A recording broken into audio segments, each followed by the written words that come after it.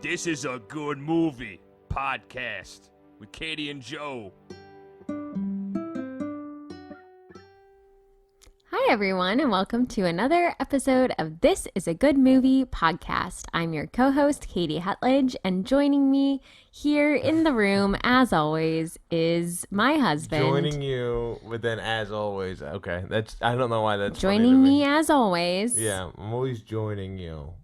Yes. I don't know why in my head that makes it feel like I'm walking into the room as the podcast starts. I go, oop. Yep, late again. Here he is, my co-host. Joe Bates. Oh, that's me. I'm Joe Bates. Yes, this was just a way for me to get you to say your own name. No one who knows you would think it would be that difficult. But here we are, a peek behind the curtain. Yeah, I am making things just a little extra. But that's my Aquarius in me. Yeah, it is. It is. Did you have any movie news for us? Okay. I went to the dentist today. Oh, okay. And? I told him we're moving to Denver, and the dentist goes, "Oh yeah, I was just there, and I went to Denver, and I was on my snowboard, and I was doing some shredding, and he did like the hand signal for shredding, and it was just like silence for a second, and I go, yeah, cool. He goes, you'll probably do that. I go, it's not my thing. And he goes, people are gonna drag you onto the slopes. It's gonna happen. And I go, okay. He goes, let's look at your teeth. And then I just did the hand signal, like go radical.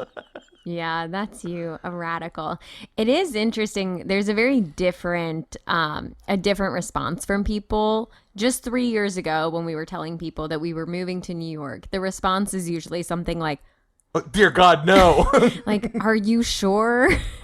And like, I hear it's really hard and like, it's dangerous. Are you nervous?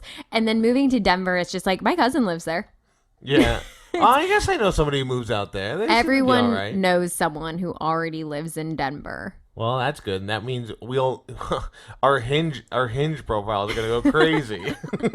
Oh yeah, that's what I'm thinking about. We did have one person tell us that Denver is the most dangerous city in America, but I just don't think that's true. Yeah, it just has homeless people. Right, and every city does. Yeah. So. I mean, I will say this is a little bit more than usual, but I don't think it's like, maybe my car will get broken into, but that could have happened at any city I've been in. It could, honestly, your car, I haven't seen it in 2 weeks because I haven't walked down the block that it's parked on. So for all we know, a tree has fallen on it, it's been broken into, like, I have no idea. It's become sentient. I don't know what's going on with your car. It's on Wall Street right now, buying and trading stocks as a car. Yeah. Just classic car shenanigans.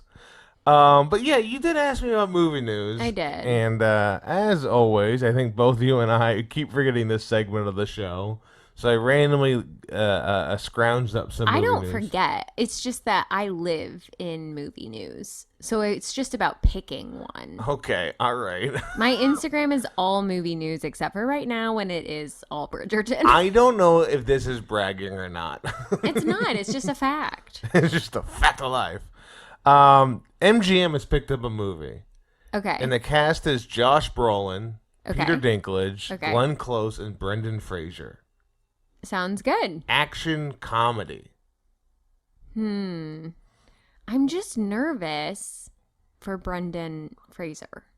Oh, I think he can do comedy. He was in the Mountie. He can do action comedy, but I worry it will destroy him.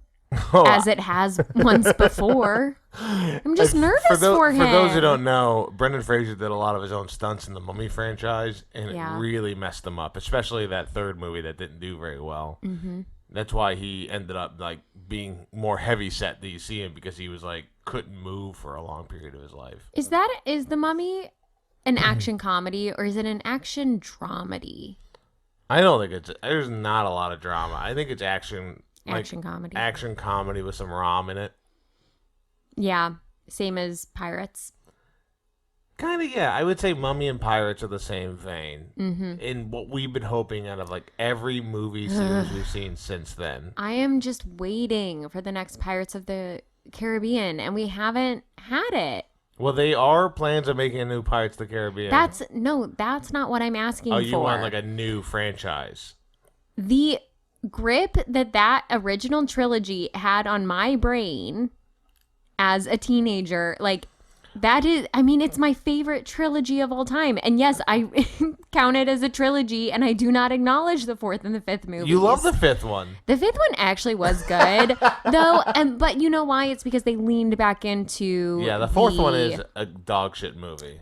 And original I would argue characters. that the third one, half of it is not good. Well, that's an argument I don't want to hear. But I think, here's the deal, Katie, and this is something about aging. Okay. It'll never happen again. The stuff you loved as a teenager, that thrill will just never occur again. I remember a lot of moms liking Pirates of the Caribbean.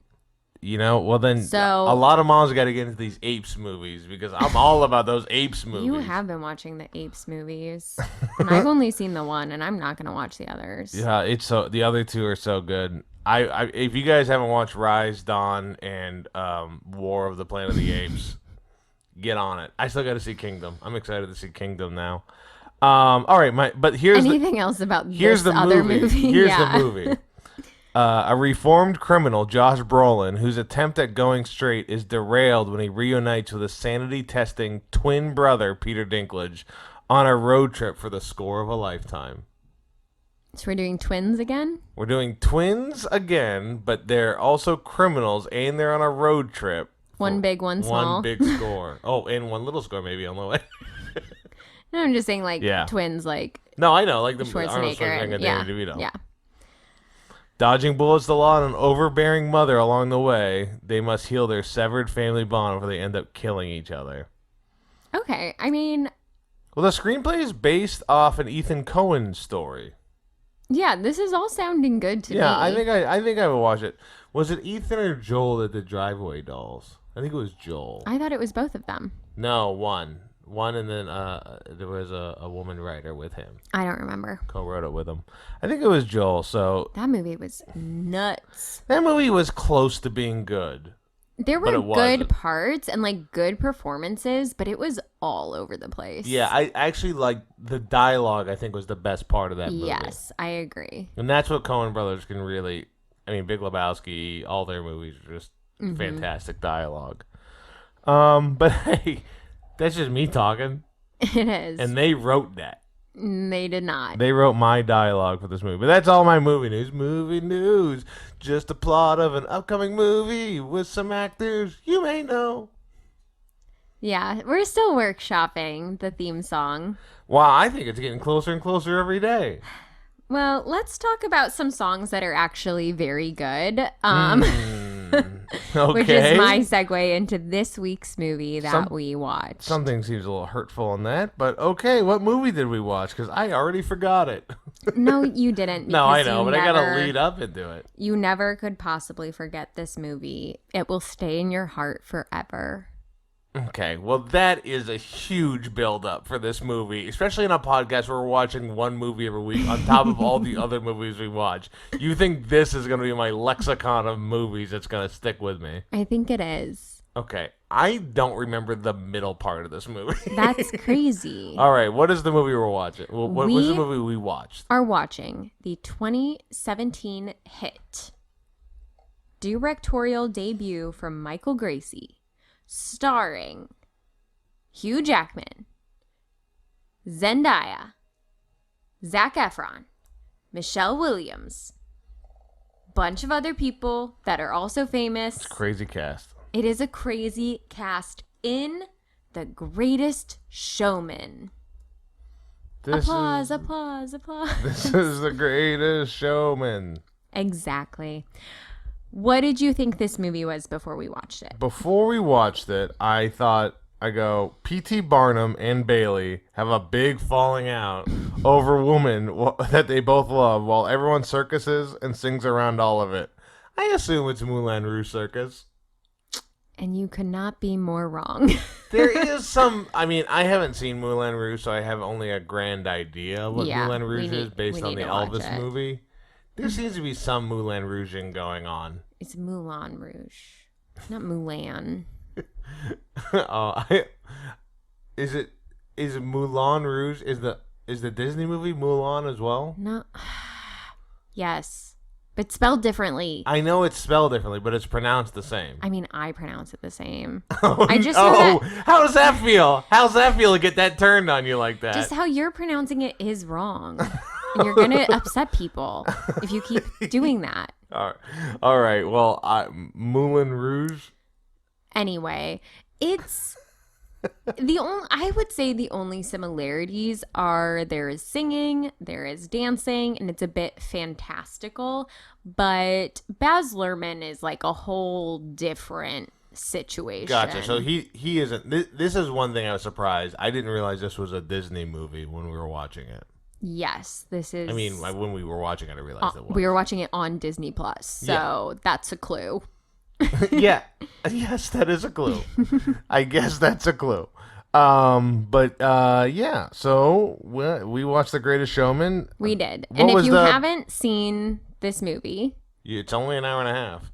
It's an hour and 45 minutes, a quick watch. Some would argue too quick. We want more. The people want more. It's an original musical. That's one thing to know about it. It's also a heavily fictionalized account of P.T. Barnum, who started the circus. I think that is good to know because it feels like P.T. Barnum is such a scoundrel in real life that they couldn't get away with not making him seem like a scoundrel in this movie where they did not want him to seem like a scoundrel. They were like, I guess we have to include some scoundrelness. Scounding. Yeah. Well, here's what I think is interesting because you were like, oh, we'll watch the P.T. Barnum movie. Like, it's about his life. And I was like, it's not. Like, I don't think of this movie in relation to this real person at all. To me, these are entirely separate things. It's like somebody heard the name P.T. Barnum and got thrown a couple facts about him, and then they made a movie based on it. So, like, I just don't like the idea that in any way they are connected because I think this movie is great standalone from him. I mean, the pitch is circus musical when we have a good cast. So you can do a lot of, like, production stuff, dancing. Like, it all makes sense when it's a circus. Mm-hmm. And they're like, okay, well, how do we do a circus musical? Well, we can't just make it up. We have to have it tied to something, so... Yeah, it makes sense. So this movie was a long time in the making. Basically, Hugh Jackman hosted the Tony Awards, as he is wont to do. And someone there, like one of the producers there was like comparing him to P.T. Barnum, being like, oh my gosh, you're, doing it all. And like, you're the king of show business, blah, blah, blah. And then kind of joked like, you should do a project where you are P.T. Barnum. And Hugh Jackman really liked that idea. And then 9 years later, this movie finally got made. But it took a really long time to convince people that this was like a project that they should let him do. And it didn't get greenlit until one of the songs was like presented to a studio. And they were like, that's a pretty good song. So then it got like greenlit. Hugh Jackman... Now, any issues I have with P.T. Barnum and any issues I have with this movie, none lie with Hugh Jackman. Hugh Jackman is very good in this movie. He's great. And he is just, he can do no wrong for me, I feel like. He said that this movie and Logan were the two films that he has like prepared the most for. Like he trained the hardest for Greatest Showman and Logan. I was starting to feel like he says that for every movie because he said Logan was the hardest he ever worked for and Les Mis because he did that 48-hour like losing water. Yeah, well, but I can see this movie because there's so much choreography that he personally has to do. It's just a very physical movie. Mm-hmm. I also love that he is just excited about any idea given to him because based on what we said last night with Logan, Jerry Seinfeld said one thing to him and he was like, you're right. And also, I just read an article looking for movie news where he told his agent, goes, I already said yes to Deadpool Logan, Deadpool Wolverine. I'm so sorry, but I just too excited. He's like the most excitable, friendly guy in my imagination. I can't imagine a better friend to have. Yeah. In Hollywood than Hugh Jackman, unless he is a cokehead. Because that would make sense for this movie. I don't think he is, but I also have no idea. I just don't want him to be. No, I mean, who knows? Who knows with the guy? Who knows with anybody? Yeah, Katie, don't do a line right now. He's very excitable.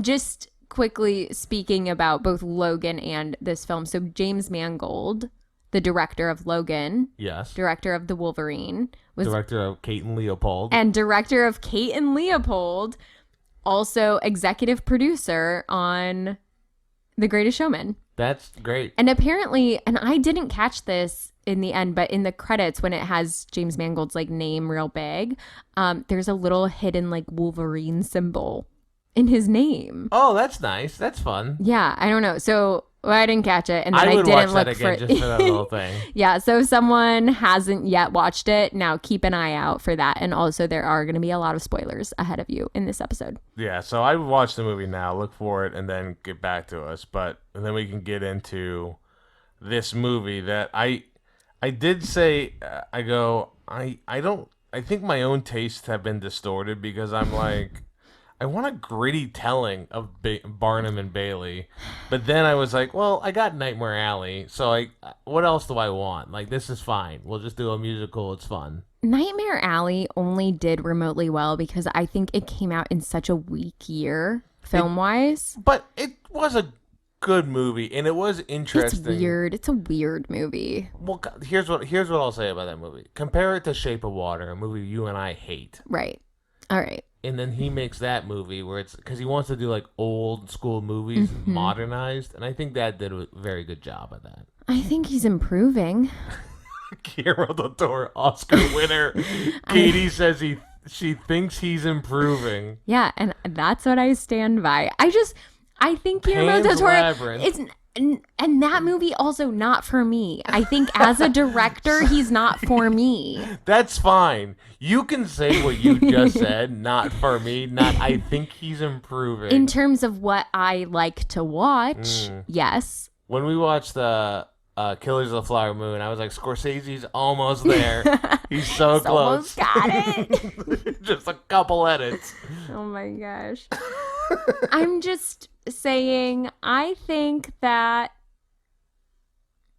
this movie is a better circus movie than Nightmare Alley. I would watch this 1,000,000 times before I ever watch Nightmare Alley again. I'm watching Bradley Cooper's dong yet again. No, I'm a little bit done with Bradley Cooper.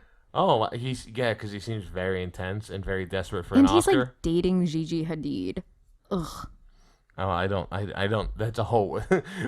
We can do that as a different thing. This is my pop culture podcast. No. There are plenty of other pop culture, like current event. And there are no movie podcasts. We have to stick to one thing or it's going to get out of hand. Let's talk about the movie. Okay, let's talk about the movie. Now, this movie is pretty quick and there's a lot going on.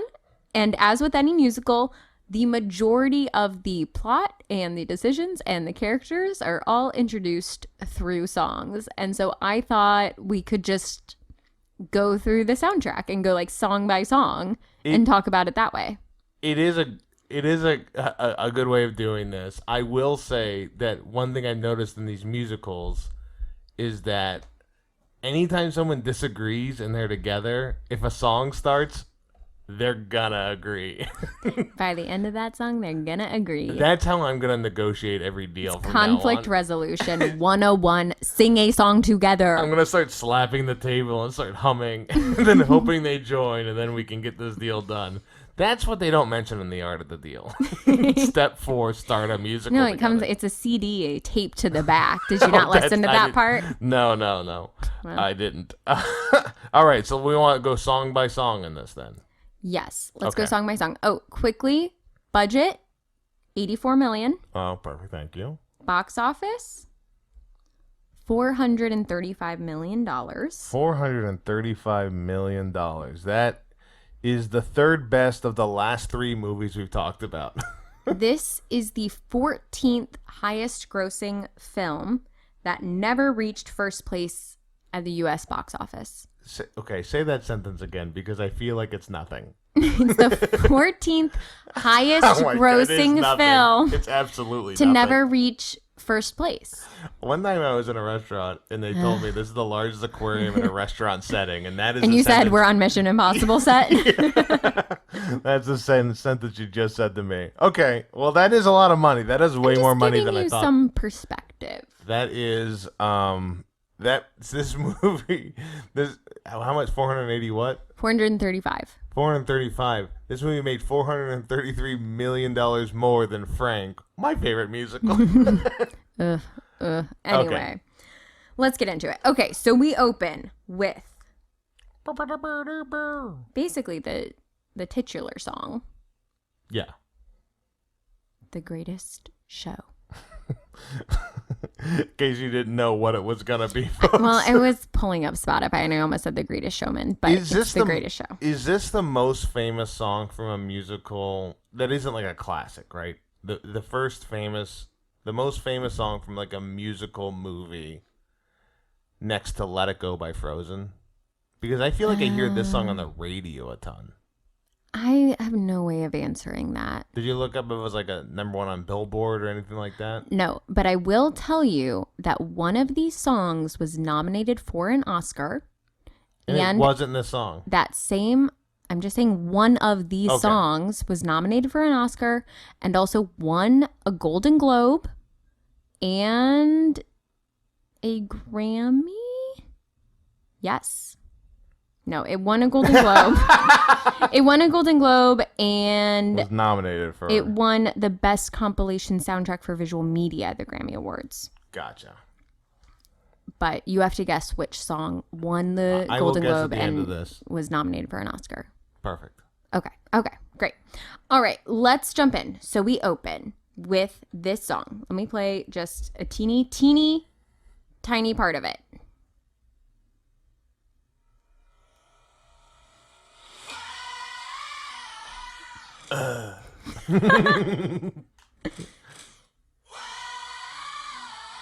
Hey, y'all. I mean, that's all we need. Because everyone knows the rest. This is the greatest show. No, Katie, stop playing the song. Let's talk about it. That's Hugh Jackman's voice. What'd you think? What'd you think of the opening? I honestly did not like the opening because I'm like, okay, cool. We're in the circus. We're going to find out what's going on with P.T. Barnum. We're going to be introduced to their love interest. I'm going to meet Bailey, who I never meet in this movie. No, you don't. He's not in it. So excited to meet Bailey. Don't meet him. And then they go back to his kid stuff. And then I was like, oh my God, are we like, the whole movie is going to be getting back to the part that I liked? Yes, because that same song is played at the end of the movie. We do go back to it. Comes full circle. But that part of the movie is halfway through the movie. No.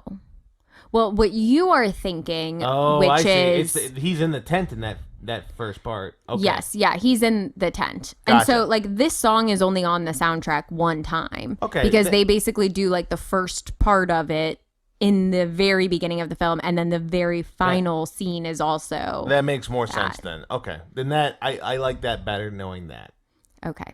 So we start off big circusy, and then all of a sudden he's a kid. And you didn't love that. I hated the kid stuff. Why? Because it was just fast. It was like I think this is my issue, and I don't come from like musical knowledge. Mm-hmm.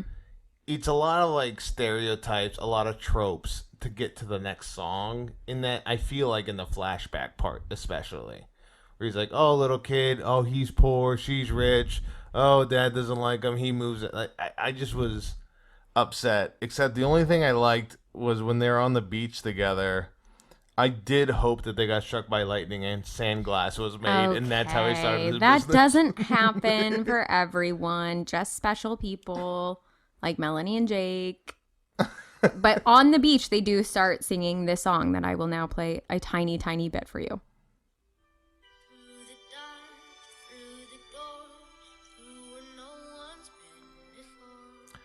I didn't love the kids singing either. I thought the kids singing was like this song to me sounded. I wrote, oh my gosh, what did I write? That song and then the one where we're on the roof. Well, that is the reprise. Yeah, it's the reprise of that song.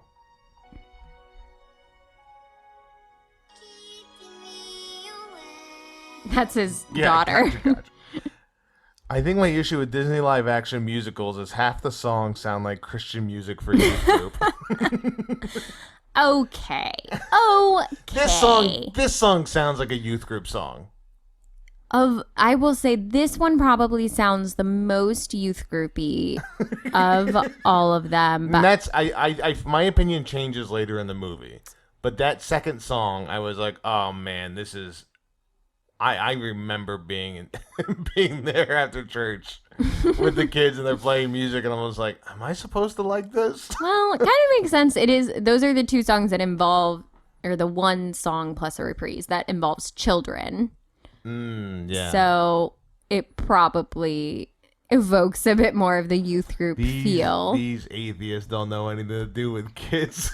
But the lyricists, like the composers, lyricists, I don't know, songwriters for this that wrote all of the original music in this, Benj Pasek and Justin Paul, also lyricists for La La Land, which you haven't seen yet, but the one clip I've seen of them running on the street seems like the same way they run in this movie. Well, there you go. There's Naruto running, and then there's musical running, where your hands are almost going to go behind you, but they kind of stay at your side. And, like, musical running, your arms are straight down by your side, but your hands are, like, tucked behind you.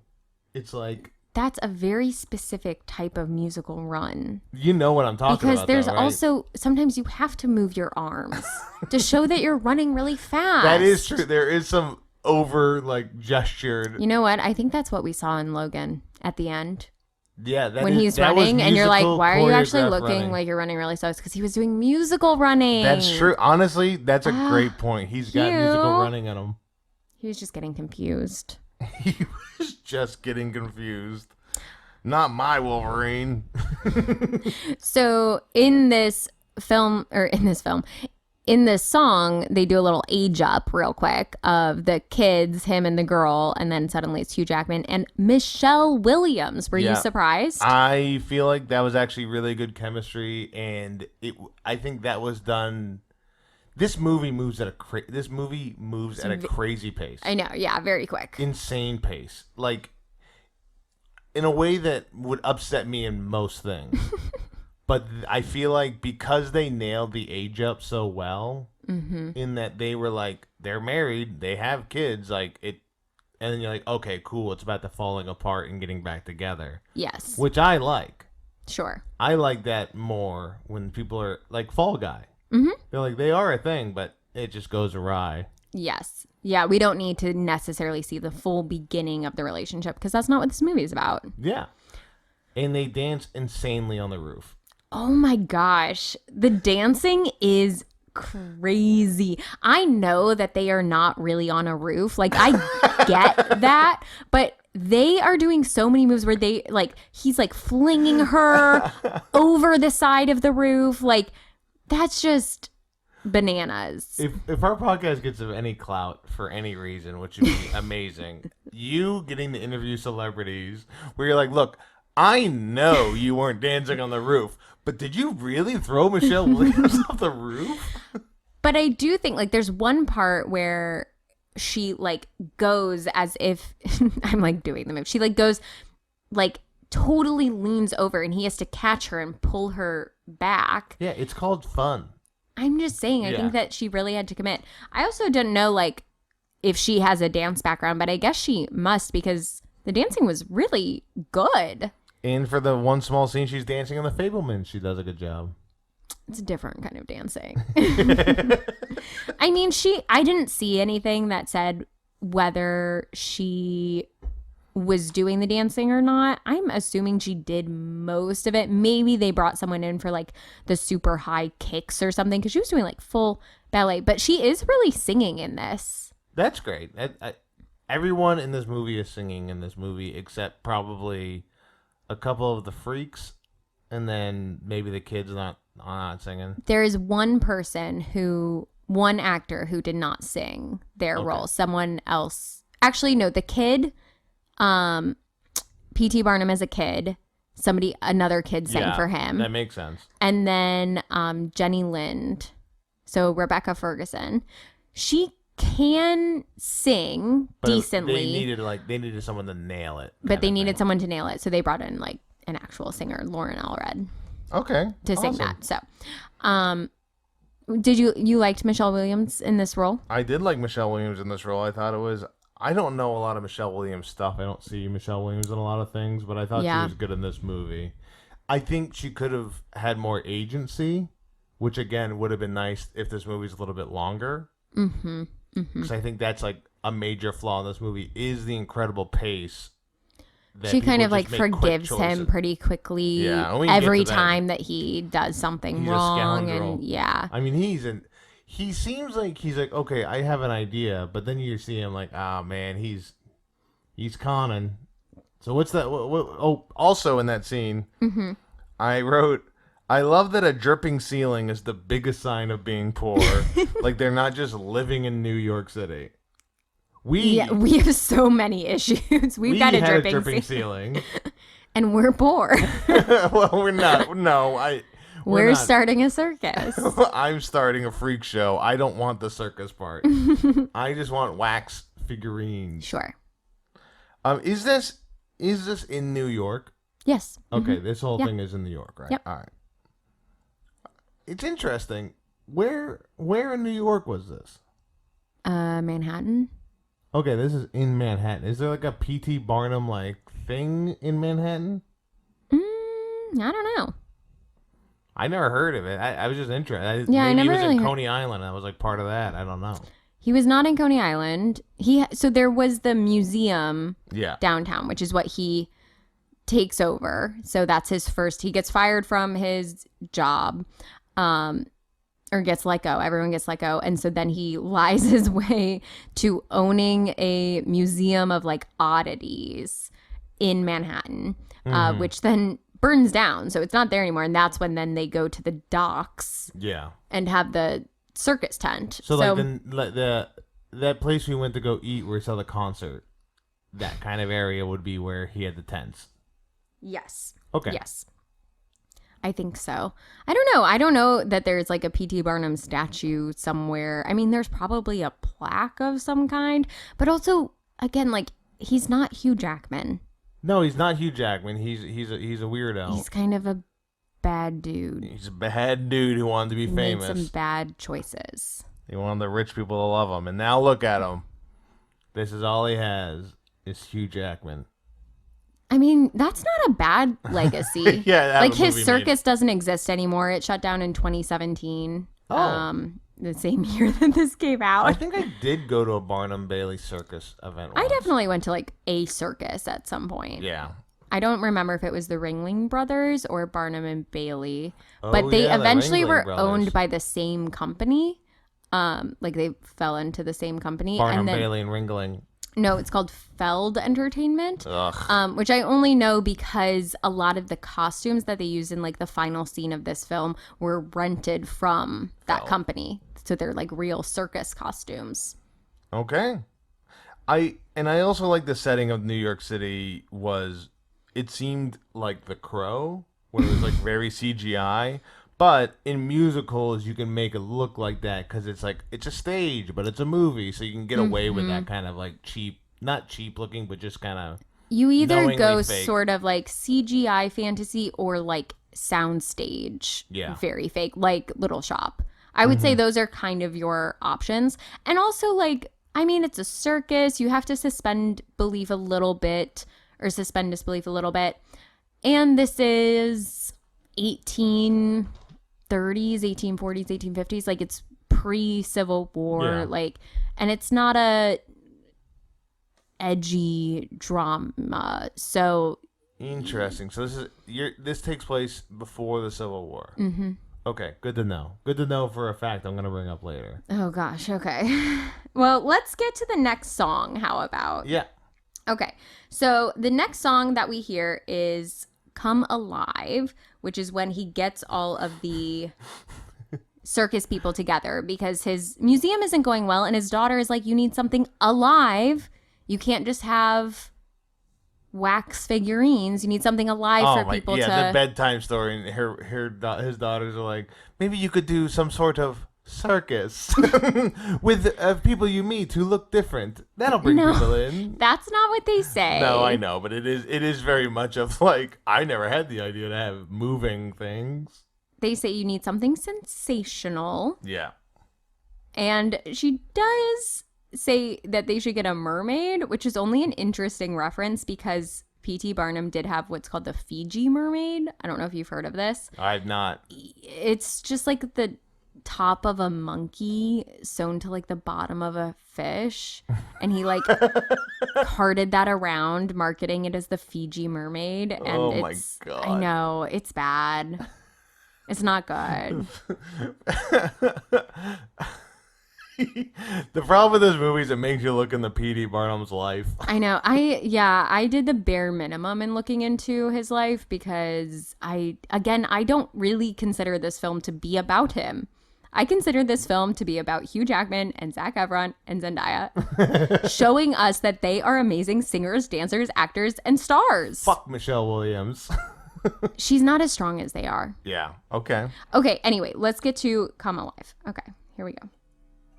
Let me fast forward a little bit. Okay, Hugh. All right, this one is a little youth groupy. But then it gets really, like, fun.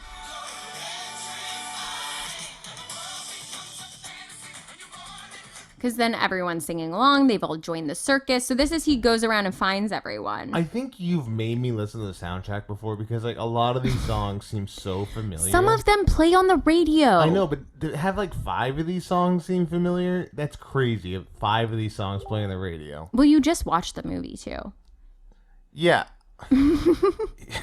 Yes, Katie, I know I just watched the movie. My statement is in reference to when I was watching the movie, not when I hear it right now going, where have I heard that before? Mm-hmm. So he goes around and gathers everyone. What do you think of his crew? He seems like a sociopath. Why? This whole thing, he's like staring at people. He's like, you're just weird enough that people will want to come. Your beard is so beautiful. Listen, he says to them, people are going to stare anyway, or people are going to laugh anyway. Well, you might as well get paid for it. Yeah. That's one approach. Okay, but he is being like, look, here's the deal. I want to make money off you and what you've been made fun of. But they do get to make money. I get that. But it's like, hey, I have an idea. He is a show businessman. And yeah, he clearly does. Throughout the film, he puts his own success and his own money above his family, his friends, the people who have been there for him, and that's his fatal flaw. I had Disney doing a freak show, but man, wait until they hear what Walt Disney thought of these people. I was excited. I was excited to meet this. Again, I didn't know. When I think the circus, I think clowns, I think trapeze artists, I think gymnastics, and I think that's because of Cirque du Soleil. Okay. Because I don't think about like the bearded lady or like I don't think of like the Nightmare Alley aspect of a circus. Yeah, I think it's kind of a combination. I mean, my limited knowledge of circuses is that you have the big tent where the trapeze is happening, where you have the lions and the elephants and the juggling and all of that.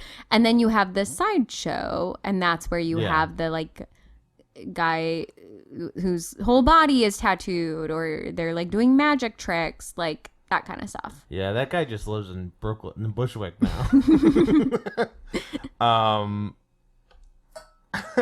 Yeah, and so he gets the freaks. I guess we can call them freaks. So they call them freaks in the movie. Do they? Yeah, I guess they do. But we can just call them the circus employees. the performers. We just got this handed down from HR. We have to say circus employees. I think we performers could. I think we should go with performers. The freak performers. No. Performers. The performers. I thought all of them, except one, were pretty good in this. Okay. And the one I had an issue with is the child man, because I don't know if that was a man. I don't know if that was a child. General Tom Thumb. General Tom Thumb. So that is a man from New Zealand. And his actual height is like 4'2". Okay. And the real Tom Thumb one was like adopted by P.T. Barnum at age 4. Jesus. And also was like... Man, P.T. Barnum, the underlying thing of this podcast is P.T. Barnum is kind of a terrible guy. But I don't want that to be the underlying theme of this podcast, because I want the underlying theme to be Hugh Jackman and Zac Efron and Zendaya. Okay, so P.T. Barnum adopts a performer he is going to put on stage and call Tom Thumb in it. Yeah. And that guy was shorter than 4'2". So they did do some like CGI. Okay, good. Because it seemed like it felt weird. Not in like that person looked weird, just more like it didn't seem right. They did some CGI on his legs. Mm-hmm. And then mostly shot a lot of him like sitting, so that his height wasn't as obvious. And then they also had somebody else dub his lines. So that was not his voice either. Yeah. So that's what threw me all off, because it's like, this doesn't... I thought it was like a deep fake baby. It's not. But that deep fake wasn't a thing then. Okay, well that explains that, because it felt weird the whole time that person was doing anything in the movie. Yeah, I get that. Okay. Well, that is good. That's an explanation. What's the next song, Katie? Okay, the next song, so now they've all joined the circus. Very exciting. But the circus is not making that much money. It got a bad review in the paper, and not a lot of people are coming in. So Hugh Jackman needs some help, and they go to the ballet. I thought they were doing all right. He wasn't getting respected by the higher class. That's why... I thought it was just going like, well, yeah, I guess because he said like, oh, bring in the bad review and you'll get like 50% off. It was going pretty good. Okay, so it was a hit with the working class. Yeah. Hit with the working class, but he wants the prestige. He wants the fame. And so he's like, I need someone to lend their gravitas. And he meets Philip Carlyle, who is not a real person, at the ballet. And Kevin Costner and Hidden Figures all over. Is again. Like, this is who can help me. So if you're gonna you're completely making this person up, and he is without a doubt the worst person in the movie. Zac Efron? Oh, I'm talking about the guy who gave the review, the reviewer. I don't give a shit about that guy. We're talking about Zac Efron. I'm so sorry. I thought that name was the reviewer guy, but you're saying Zac Efron. Okay, sorry. I'm so sorry. Yeah, I like Zac Efron. Good. Here's their song.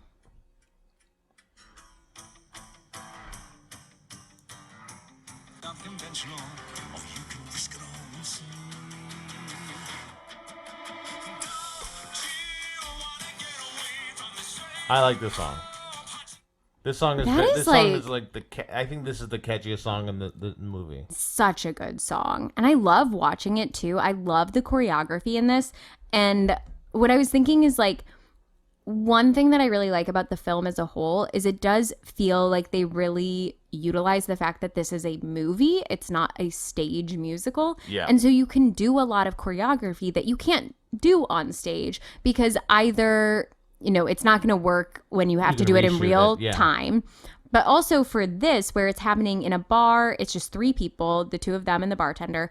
And they do a lot of really like small choreography. Like there's a lot of timed stuff with when they're taking shots or like sliding glasses to each other, or like hitting the bar top at the same time. And I just really liked that, because I was like, oh, you won't, I mean, if we're at a theater and I'm like up in the nosebleeds, I'm not seeing that stuff as much. So I appreciated that. And they did such a good job with it. And I just get so excited when I see Zac Efron dancing, because I love when he's like, yes, I like musicals. It's so nice. In all caps, I wrote, I've been tricked, Efron.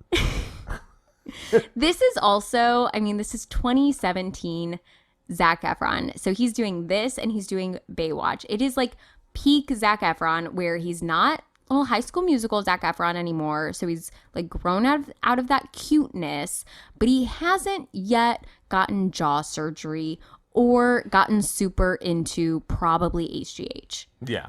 Which Again, is where this is just for Iron Claws he's referencing. at now. Yeah. I mean, he looks that same way in Ricky Stenicki. Yeah, Ricky. Well, that's because he was doing Iron Claw. So then he did Ricky Stenicki on the side. I just think that, I don't know. I just want 2017 Zac Efron back. I did write, I go, this is somehow the oldest Efron has ever seemed to me. He looks very competent. He feels older than he did in Iron Claw. He's like an Ricky adult. Stenicki. Yes. I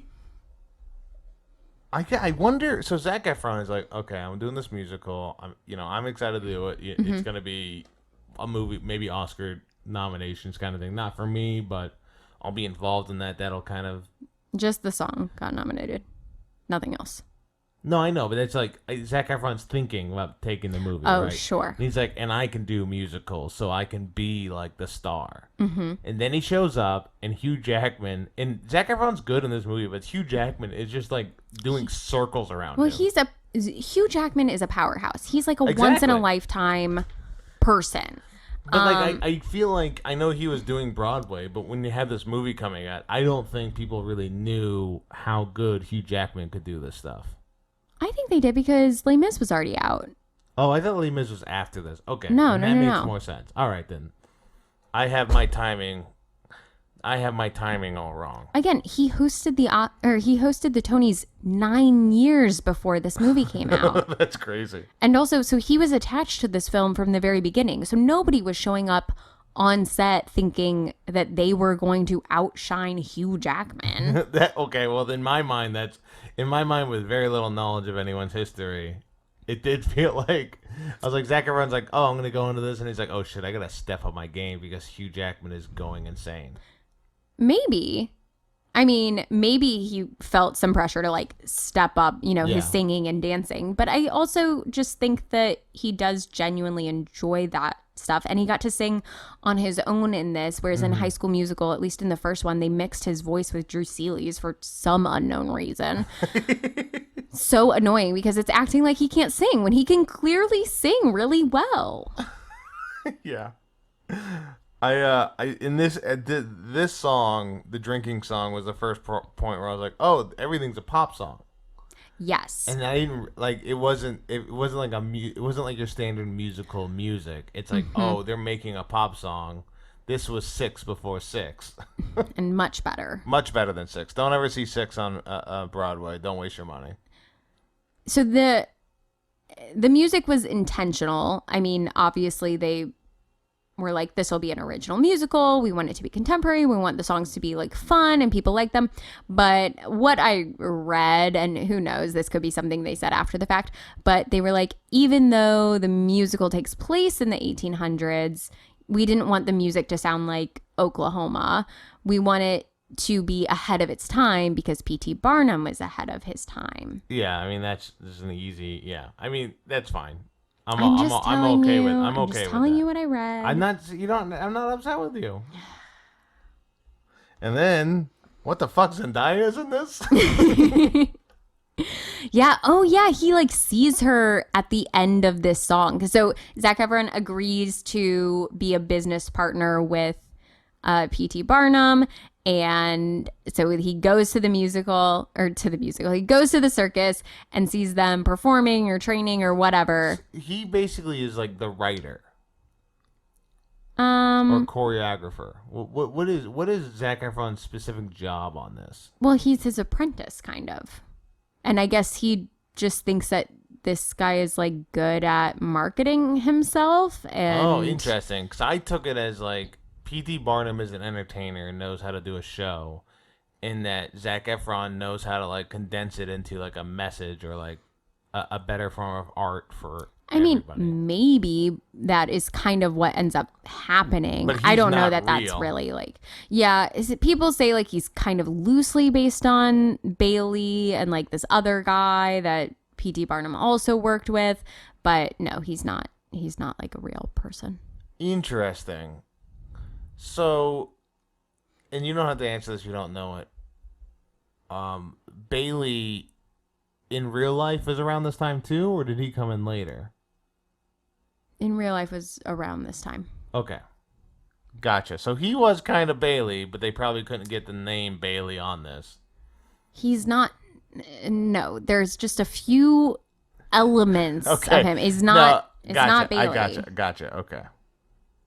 So they're doing their show, and it's still doing well, and they get an offer to meet Queen Victoria. Yeah, they go to England. They meet Queen Victoria. Or I guess, do you think she was in New York? I couldn't really tell. They went. Ooh, that's a good question, because like the 1800s traveling. I know, it'd take forever with all those performers. Yeah. Anyway, they meet her. I feel like they had to have gone to England. So they meet her. Yeah, they meet her. Man, No, they had to stay. She had to come see them because the loss on revenue for leaving your theater empty for that long is too much. Okay. So they meet her. Yeah, I guess they meet her. I'm worried about revenue stream. All right, they meet Queen Victoria, which is the point of the movie that clicks for me. Well, I already kind of clicked, but and I'll talk later about it. But I have a relative that knew Queen Victoria and P.T. Barnum, and I was like, oh, that's neat. It's neat to see them in a room together. I was very surprised to see Queen Victoria in this movie. The fact that the movie's about P.T. Barnum wasn't clue enough that your relative knew P.T. No, I didn't Barnum? think Queen Victoria would be in this movie. Oh, yeah. To see those two together, I was like, oh, that kind of... It makes it more valid, that story about my relative knowing both of them. Well, she has to be in the movie because that's where he meets Jenny Lind, the Swedish opera singer. Rebecca Ferguson does not seem Swedish. She is Swedish. Wait, what? Yes. I would have guessed she was like Scottish or Irish or anything. I would not have known she was Swedish. That's crazy. She is Swedish. Wow. That's why she has kind of an accent? I just thought that was an Irish thing. Ferguson doesn't seem Swedish, so okay. I don't know. She was born there. Yeah, I mean, I'm not that dying what you're saying. I'm just surprised. So she plays this Swedish opera singer, and Hugh Jackman is kind of like,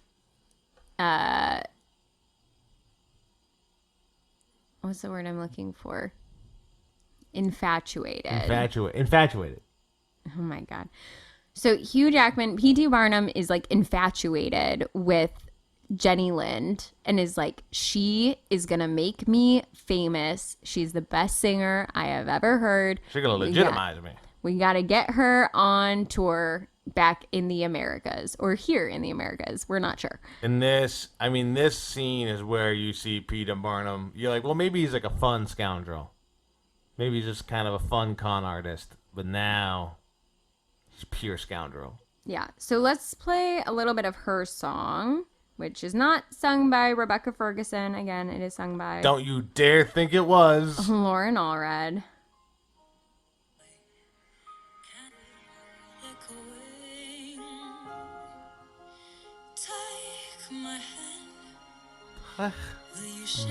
Classic opera. I like that you're turning it up. This song I've heard. I think I've heard this song sung at that bar we go to where they play musicals. Maybe. That's where I think that's clicking for me. Are you talking about Marie's Crisis? Yes. That bar we go to that plays musicals. It's like an institution. Okay. Well, I don't know that we have heard this there. Well, I don't know. It feels like I have. But they play this on the radio. Like, these songs are just played sometimes. All right. This is, by the way, this is like 20 minutes into the movie. This movie's pace is cocaine. No, it's not. This is like halfway through the film. Yeah, but a lot craziness has happened. So she's performing, and yeah, we see him being a jerk because the performers show up and he doesn't have tickets for them. He does not let them sit to watch the performance. No, it makes them go across the street to do their performance. No drinking. Well, yeah, so they don't even get to sit to watch. And then afterwards, there is like the after party celebration in the lobby. And he is like, no, you guys can't come in. You have to like, you can't come in and hang out. You have to go to your show. You have to go get ready. And they're like, we've got plenty of time. And he's like, no. You don't get to be here with the fancy people. And he's also like, his in-laws show up who they haven't spoken to in so many years. And they've like never met Barnum's daughters, and he's like such a jerk to them too. I feel like that's earned. Yeah, the parents aren't great. It's just like messy. It doesn't look good with the other stuff going on. Right. But I did write, the opera was a bad idea for everybody. Yes. And I don't know how Barnum's gonna redeem himself after everything that's happened, because he keeps at no point trying to like resolve issues he clearly sees he is making. digging a hole. But he's also getting clout. Well, so they're like, the performers are like, this is bullshit. We're not gonna put up with this. And then they sing a song, and they enter the room while singing the song "This Is Me," which I will now play a little bit of for you.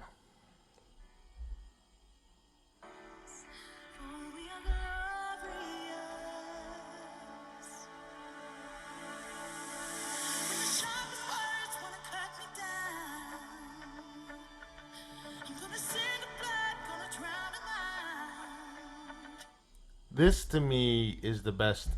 I don't think it's the best song. It's a good song, but this is the best moment in the movie to me. When they're like owning their freakness, who they are, their performerness. So one thing about, I really like this song, but I cannot listen to it in earnest because many years ago, this was back in Indy, I went to like a exercise class, like a, I don't know, like Pilates Zumba mix class. Zumbades. Yeah, I don't know what it was called. It was like something made up. Palumba. And at the end, Palumba. At the end of these classes, of course, you're doing like a stretch and stuff, and everyone's like cooling down, stretch, whatever. And they play music throughout the whole class. And then at the end, the instructor, who is like a 70-year-old woman who has been doing this workout class like forever, she plays this song and she says to everyone, I love this song so much. I just think this would be a perfect song for a bride to play on her wedding day as she walks down the aisle. Like, this is me. And now I think of that every time I hear this song. How close are you to having this being your walk-up song at the wedding? Not close. This is me. I'm really bad at remembering how songs go. Yeah, we just played it. Yeah. It's so bad. Anyway, yeah, it's a good moment in the film. Yeah, and some really good singing from. Then who's the bearded lady? Who's that actress? Kayla Settle. Kayla Settle. Okay. I don't really know how to say her name, but I think it's Kayla Settle. She's like a Broadway person.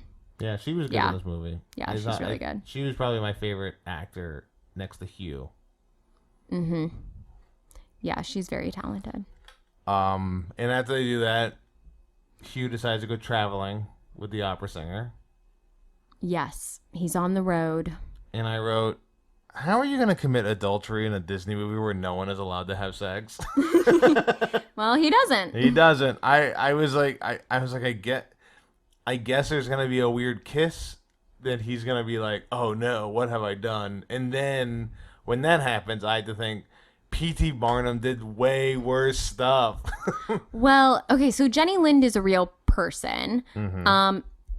But she wasn't that, it didn't seem like she actually was that interested in Barnum because he really was putting like money above everything else. Mm-hmm. And he just cared about marketing and stuff. And she just really didn't like that. So she did quit the tour halfway through, but word on the street is because it's just like she didn't like how he was going about things, not necessarily she because could see of right through him. I guess, yeah. That big mustache, that son of a bitch.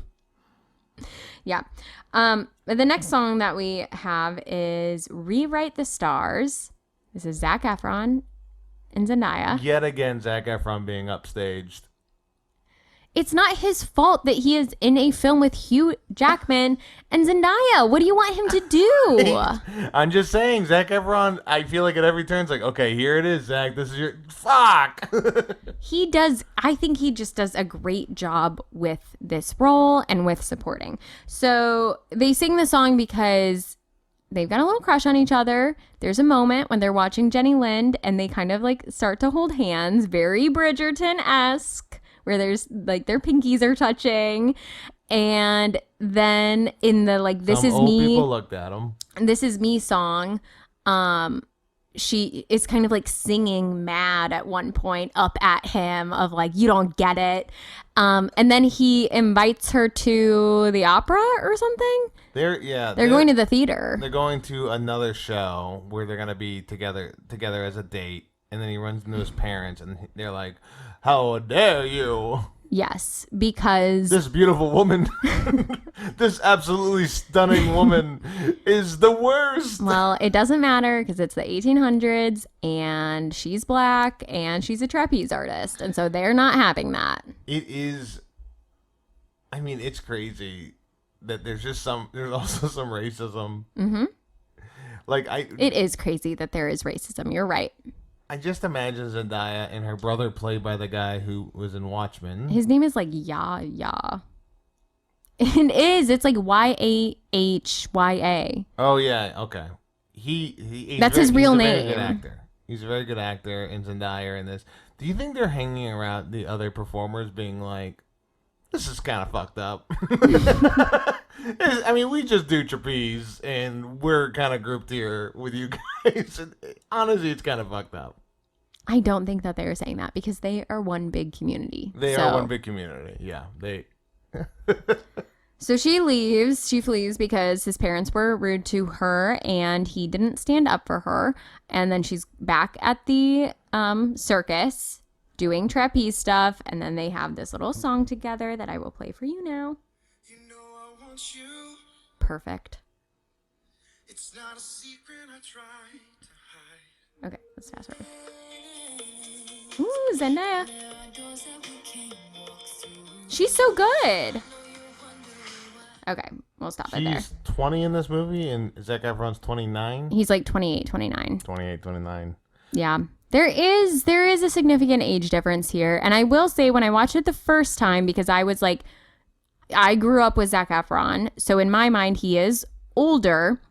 Whereas at this time, Zendaya was still on Disney Channel, so I'm still thinking of her as like a teenager. So I was like, "Ooh, I don't love that." But I will say, rewatching it now, especially because she looks exactly the same in this as she does in Challengers. So I'm like, well, she's older now. Like, so it's fine now in my brain.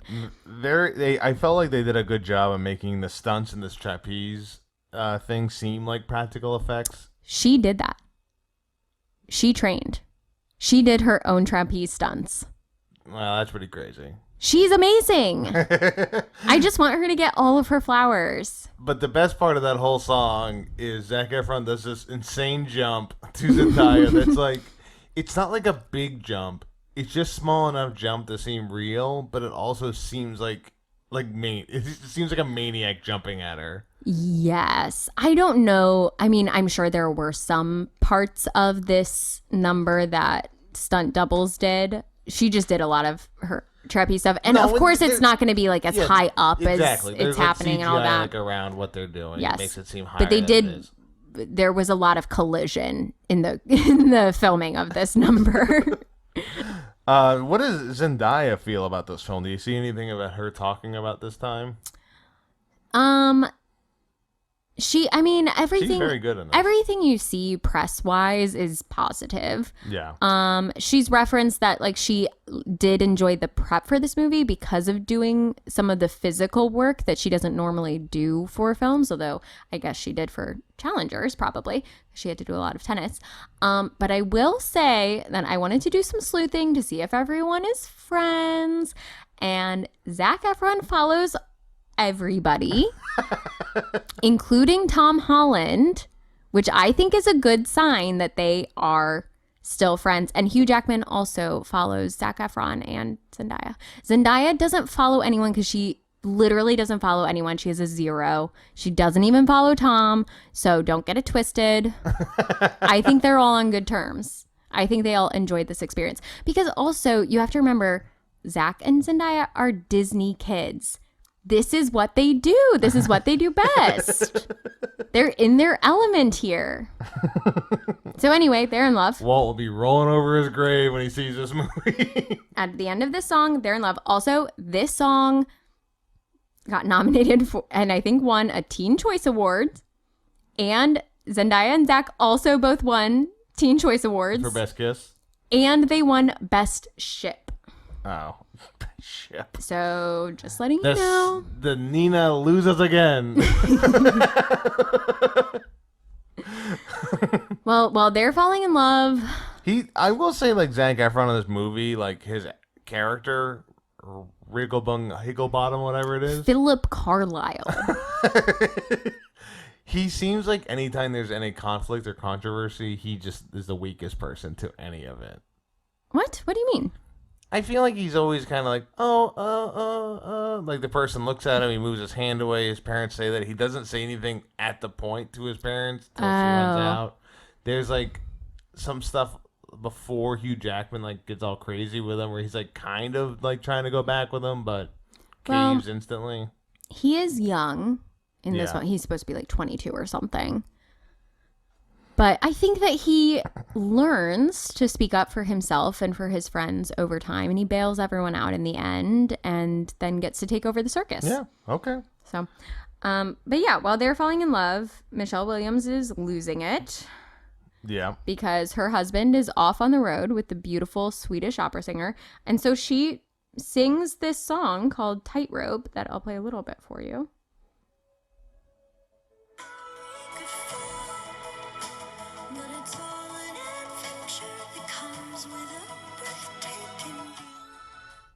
Probably the weakest song of the film. I would say the weakest song is the second song with the kids to the adults.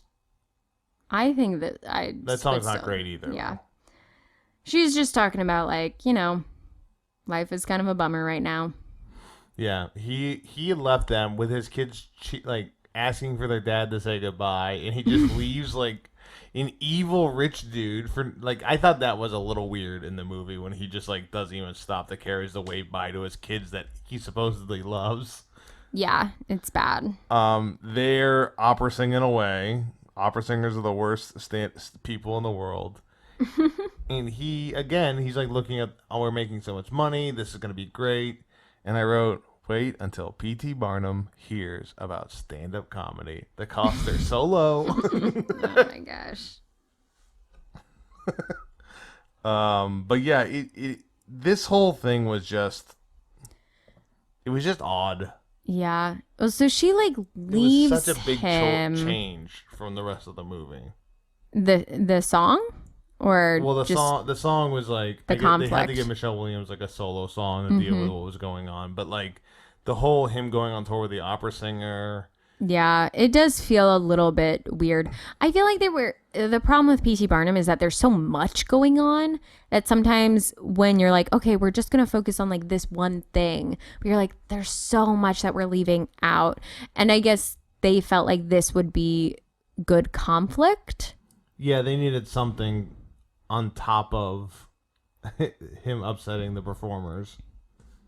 Right. So I'm trying to remember had she already left him at this point? No, she doesn't. So he goes to the opera thing. Rebecca, this opera singer makes a move on him. He says no, and then they close the show. She says the last show. She kisses him. That gets taken a picture gets taken. Right. He goes back home. They're all excited for him to leave the tour early. Mm-hmm. And the theater burns down. Right. Where he runs in and saves Zac Efron. And oh my gosh, yeah. Because his skin is boiling off. You see his adamantium skeleton as it's slowly healing over it. Because Zac Efron ran in because he thought Zendaya was in there. Who was just like around the corner. He just didn't see her. But he had to go in and save her. And he goes back and his family's like, oh my God, you saved this fan. It'll be all right. We'll make up for not having a theater. We'll get through it. And then they get home And the next morning, he's like out, and he sees the paper with a hand-drawn picture of the photo of him kissing this person. Can't argue with that. And she leaves. She goes back to her parents, takes the kids with her. Why wouldn't you tell your wife what happened on tour before this thing gets out? Well, I think he was, 1, busy with the fire at the circus, and 2, doesn't make the best decisions. Yeah. You know the biggest freak in this movie? P.T. Barnum. Okay. So yeah, his life is looking not great. He goes to the bar, and then his circus performers come in to cheer him up because they've like forgiven him for treating them so bad. Yeah, they don't care. It's crazy. The resolution in this movie is insane at all aspects. I know. I think they needed like a better apology from him to all of them. Yeah, because the P.T. Barnum, they're not people. They're just dollar signs. He's a terrible guy. And they realize without the theater, they're not making any money, so they gotta make nice to P.T. Barnum. Yeah. So they get back together. They realize that, Zac Efron's been saving some money, and so they can continue the circus in the big tent. But they sing a little song about how life is going to be better moving forward, which is the last song that we will listen to. Because we already listened to the last song, because it's also the first song. Yeah. Anyway, this is From Now On.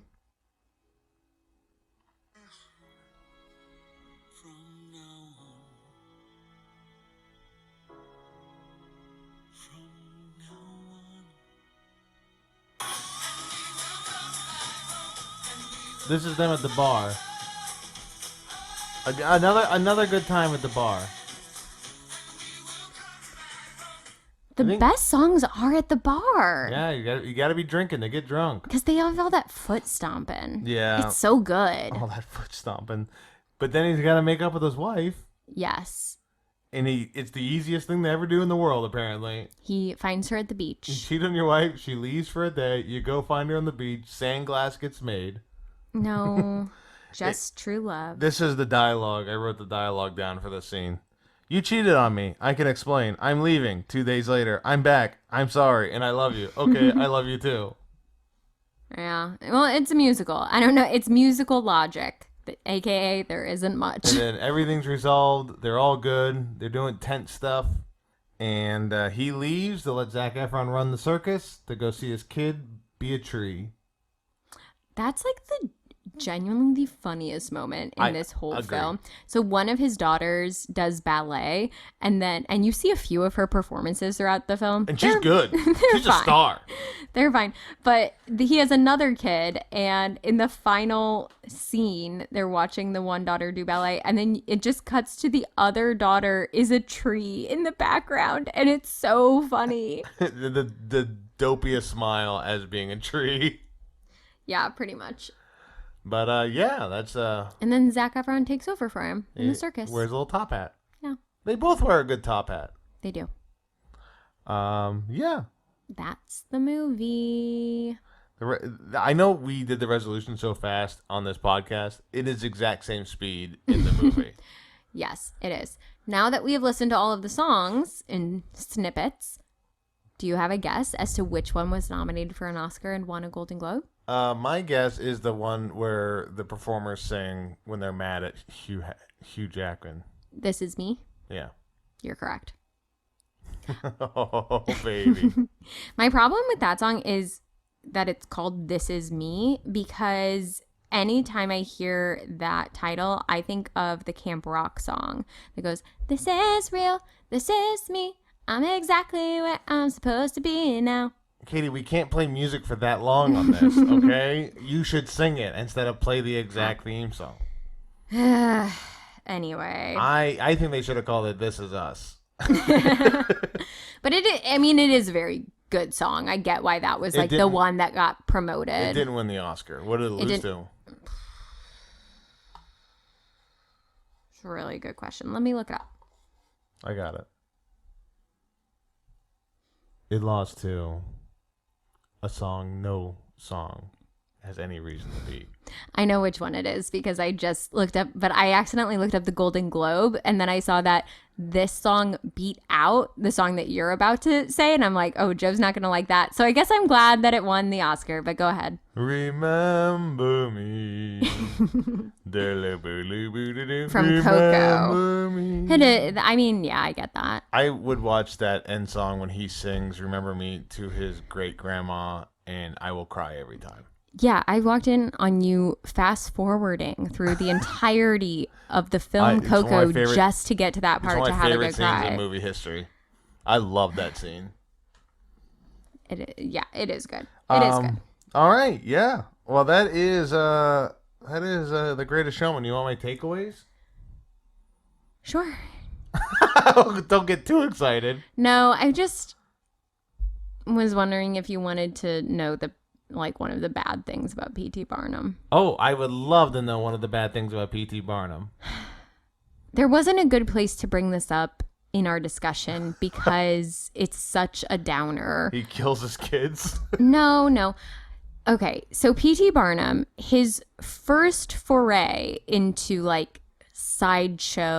human sideshow stuff is a woman named Joyce Heth. She is a black woman that he bought in 1835 from a plantation in Kentucky. She was very old. She was blind, and he presented her as the 161-year-old nurse of George Washington. So she would come out and tell stories about Washington as a kid. She would sing lullabies that he wrote for her to do. She died in a year into this tour. I mean, she was in her 80s.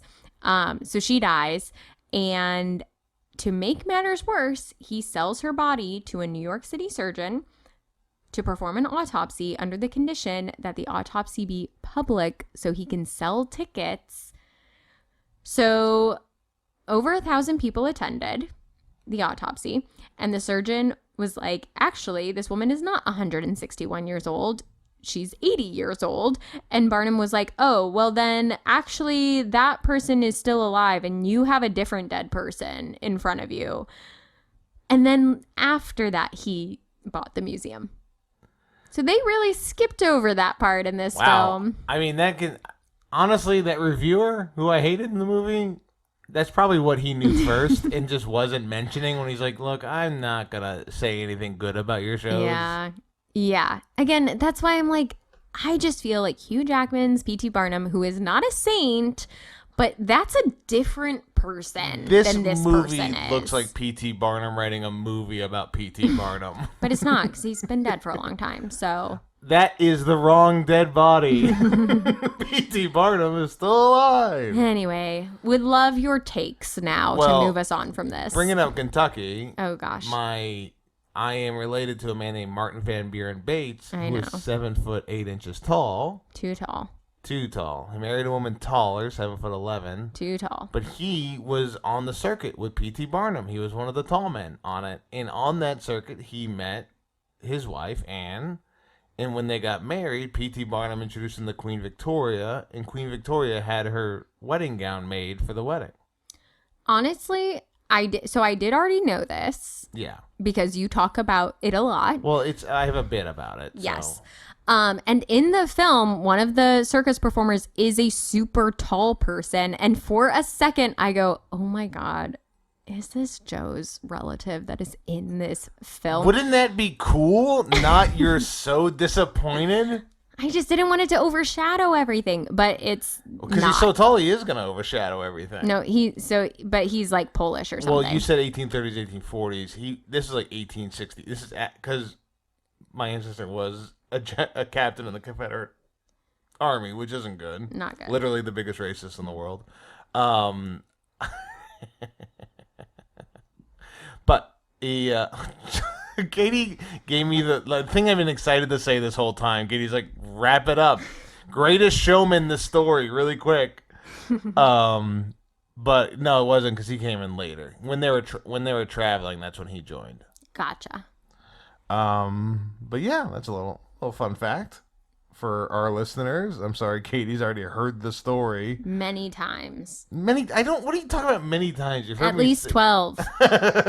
At least wait until it's a baker's dozen.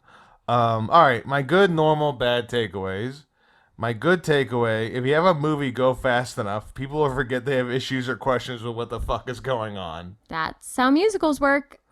This is a normal takeaway. I love the audience cheers on Zac Efron coming out at the end of the movie with the top hat on. Like, they know the details of behind the scenes of the circus. I think they're just happy to see Zac Efron because they love Zac Efron. It's not Zac Efron. He's a made-up person. He's beautiful. I'm just saying. They want him to lead the circus. I thought it was weird when they're like, "Oh my god, he handed over the reins to this other guy." Like, what do you guys? What reports are you reading to get the back details? Well, maybe they just know that P.T. Barnum isn't the best, and this other guy's gotta be better. They're just so happy P.T. Barnum isn't there. That makes more sense. I thought they just had the hot goss. They've been reading the zines. Maybe. About behind the scenes. No, not maybe. Again, it's so clear that you don't watch Bridgerton. Because it's all about the hot goss. It's all about the hot goss. My bad takeaway, Hugh Jackman can't not be hanging out with mutants. And yes, this movie is in the X-Men universe. No, it's not. He is. We watched the movie. He's like over 100. We watched Wolverine Origins the other day a little bit, which is a terrible movie. Don't watch it. He is alive during the P.T. Barnum time.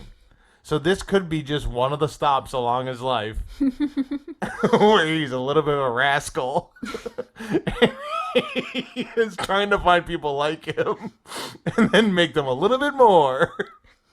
Wow, the first go round of the X-Men was really a bummer. They were not about to fight crime. They could barely, I mean, at some points they did have to do some fights in this movie because there were like these drunk men that just we didn't even talk about the drunk men. Hated the circus. Just bigots. And so they did have to fight them sometimes. Yeah. And they mostly won, but it didn't look good. They had one guy who was fat who like hit him with a belly, but he also had a pillow under his shirt because he wasn't fat enough. Yeah.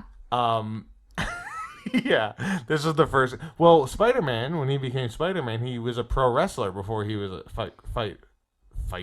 before he fight the crime. Mm-hmm. Before he fight the crime and eat at the meatball.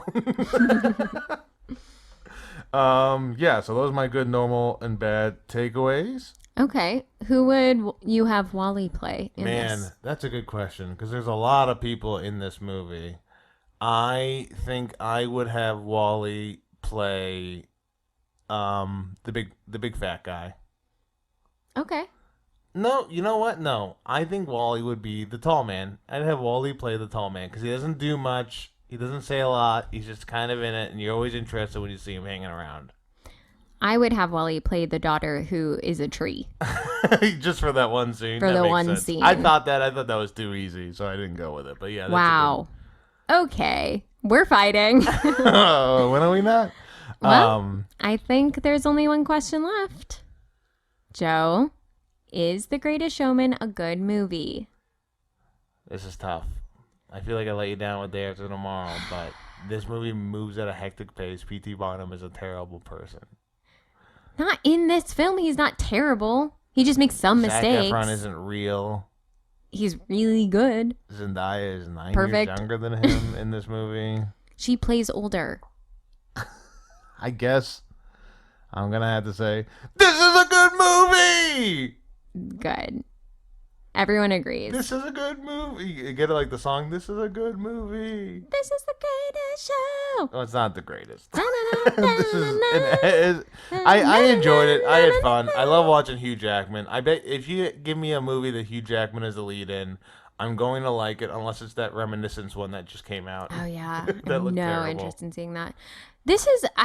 I just like this film because it's something that you can watch every few years. It's not grueling to watch it. It's just an enjoyable time. It's an enjoyable hour and 45 minutes out of your life. And you walk away being like, man, those people are talented. And those songs, pretty fun.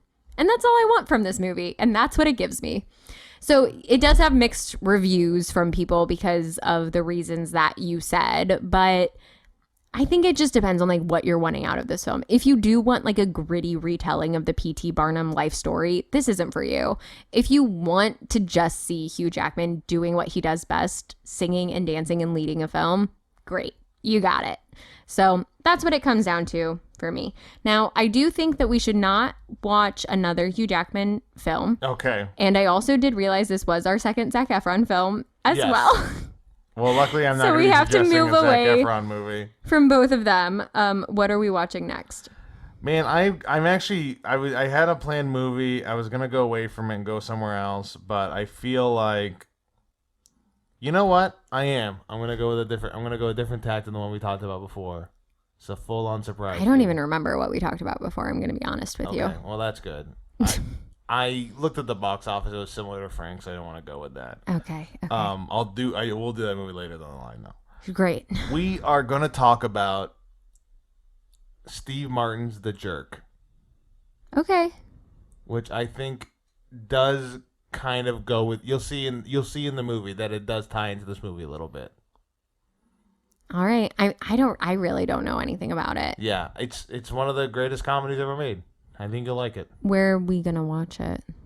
Because if you tell me again that we're gonna have to get people to rent a film, what is that face? Why don't you look this up ahead of time? Yeah, you're gonna have to pay for this movie. Oh my gosh. You can rent it on Amazon for $3. Mom. Or anybody can have the DVD of it. A DVD collection, everyone has this DVD, I feel like. Mom, you have to rent it from the library. She has it on DVD, I bet. I don't know that she does because I have never seen it. Okay. Well, we're gonna watch The Jerk. One of the greatest comedies ever made. Steve Martin. We haven't talked about him yet. Have we? Nope. Well, we do love him. So. And season 4 of Only Murders coming out August 27th. So prep for that as well by watching The Jerk. Okay, well, this was another good movie podcast.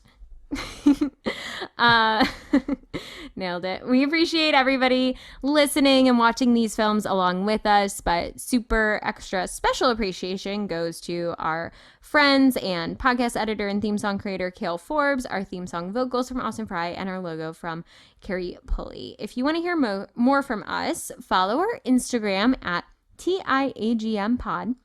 You can also follow our personal Instagrams if you want to. I haven't been posting there very much, so I don't know. Just follow TIAGMpod, and you can email us at tiagmpodcast@gmail.com.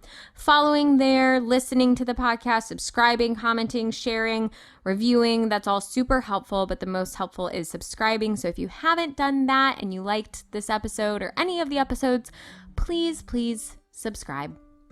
I'm Katie Hetledge. I'm Joe Bates. We love you. Goodbye.